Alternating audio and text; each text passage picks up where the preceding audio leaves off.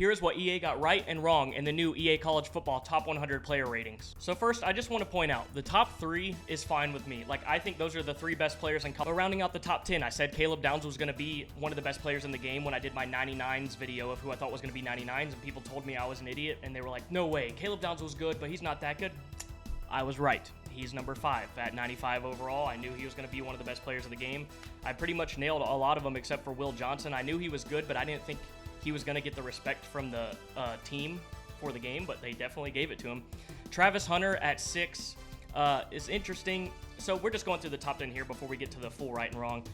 Top 10, Travis Hunter at 6 is interesting, which we'll get to in a minute, but I do think he's a top 10 player, but I'll explain that in a second. Malachi Starks at 7, Mason Graham at 8, could be higher. Quinshon Judkins at 9, I saw some combat with that from some people online, and Tate Ratledge at 10. Okay, so let's start with what they got right. They got right the top players in college football they got right. I think the top 5 are perfect. Now, let's go to the first wrong. Wide receivers. Travis Hunter is not the best wide receiver in college football. He is only 1 overall higher than the 2 wide receivers who should be ahead of him. Luther Burden, who's at 11 with a 94, and Tatario McMillan, who's at 14 with a 94. But look, and I'm not saying Travis Hunter's bad, so don't take this as that. I'm saying Luther Burden and Tatario McMillan are the best wide receivers in the country, hands down. And if you think Travis Hunter is, and I'm guessing you're a Colorado fan, just because you're a fan of a team doesn't mean your player is the best player. There's a lot of people I've seen list players online who are like, how is this guy not here? How is he not a top 5 running back? I was like, just because you're a fan of a team and he's a good player doesn't mean he's one of the greatest players. Like, take the fandom out of it. You sound stupid when you make arguments like that compared to people who actually know what they're talking about when they watch college football. Now, what EA got right. I know people will combat Shadur, and I get it, but we're just going to go ahead and go past the Colorado stuff. But Shadur and Carson Beck, I like, when you look at the quarterbacks, so let's go to the top 10 quarterbacks, okay? You have Shadur, Carson, Quinn, Dylan, Jalen, Jackson, Jalen, and Caden Salter, who many of you may not know, but he's actually really good. I like how none of these guys are super OP. I know people will say that Shadur shouldn't be a 93, and I'll agree with you there. But still, I was expecting a lot of these guys, like I was expecting like Quinn to be like a 98, Shadur. I'm just happy we don't have 99s, which I'll talk in a second. These guys don't seem too OP, you know what I mean? Like coming off release, there's no 99s like in past games where quarterbacks would just freak you out. And also, like, the speed for the quarterbacks. Jalen Milroe is a 91. I thought he was going to be a cheat code in this game. Same for Jalen Daniels. His speed's an 88. It doesn't seem like there's going to be too much cheese. And Shadur is an 80. That's fine for speed. I saw people complaining about his speed. I was like, did you even watch him? He's not a true dual threat. Like, his speed isn't the king of his game.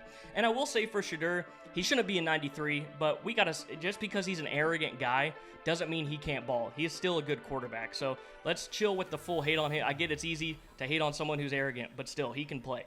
And it's so weird seeing that Big Ten logo by Oregon. But I don't hate this list at all. Honestly, I think Jalen Milroe could be a little higher rated overall. Obviously, you could bump some of these guys up, but I don't hate it. And Caden Salter got the respect he deserved, which I'll touch on in a second as well, another thing that I loved. But this is a great list for QBs. Other thing they got right, no 99s, guys, which I don't hate at all. I remember I did my video on guys who I thought should be 99, and then there were people who had their other lists, but I had a lot of people who argued in that video, they were like, there shouldn't be any 99s overall. And I was like, I agree with you, I'm just making this if there is 99s. But the fact that there is no 99s, because I always thought 99 should be reserved for the best of the best. So I like that. But before anyone freaks out about some of these ratings too, with the 99 thing we'll see as well, these ratings will change over time during the game. So what we see here today are not sticking. These are fluid. That's the word I'm looking for. These rankings are fluid. Now, something they got wrong. 2 players that I think were robbed in terms of their ranking, which is funny because he's ranked at 13, but still. Kelvin Banks Jr., Texas left tackle. I think he should be higher than a 94. Honestly, I think he should be like a 95. Him and Will Campbell are up there. I still think Will Campbell's the best player in college football, but him and Will Campbell are just 2 elite pieces on the O-line. And then, I mean, what are we doing here? This was the one I had a huge problem with. I had him as a 99 if I was ranking the game. Ashton Jeanty is at 44, and he's a 91 overall. Ashton Jeanty, I'm sorry, and I know people will make the argument like, oh, he plays small ball. He plays in this. Football's still football, guys. Like, if you haven't been paying attention to college, you can't tell yourself you love college football if you don't know who Ashton Jeanty is and what he's done at Boise State the last 2 years. I'm sorry. I don't care if I'm calling you like, oh, I love college football. Okay, cool. You pay attention to your team, your rival, and 5 other conference teams. No. People who love college football pay attention to the entire sport, top to bottom, and love all conferences. Ashton Jeanty at 44 is a crime. Is a top 10 player in college football to me. That's just my opinion. You can disagree with me, but that's crazy. What they did right, going back to Jeanty, we got 6 G5 players in the top 100, and they're all deserving.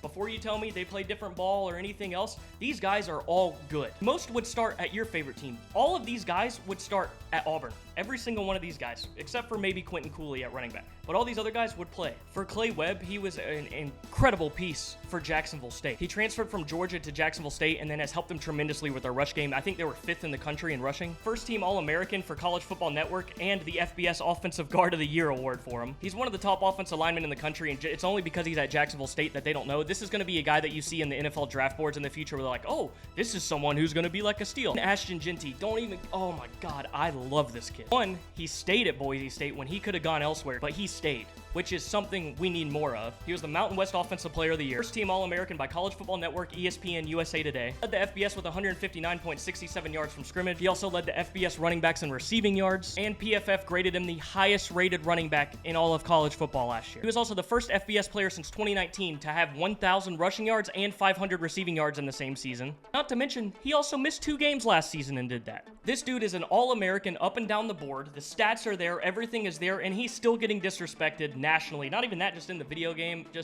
It's crazy. Next is Torrey Horton. If you don't know who Torrey Horton is, have you been living under a rock?